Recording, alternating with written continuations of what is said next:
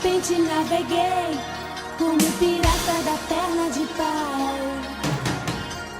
No instante me encontrei defendendo o jacaré no Pantanal.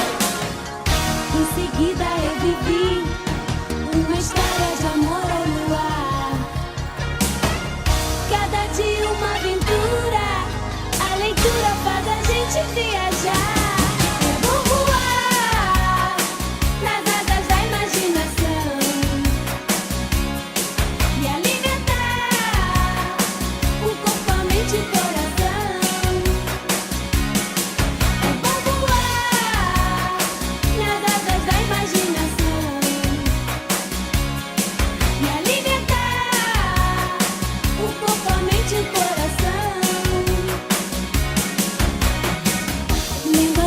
Pode ser tudo aquilo que a gente sonhar.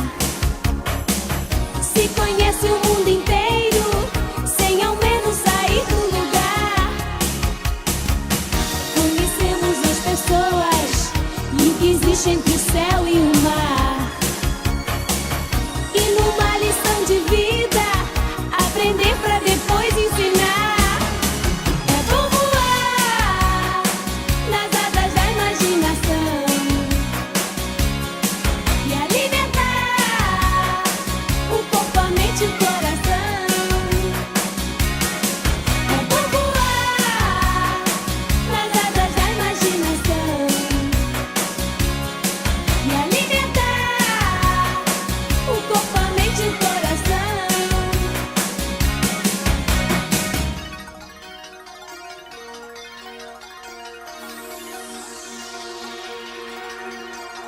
De repente naveguei como pirata da perna de pau.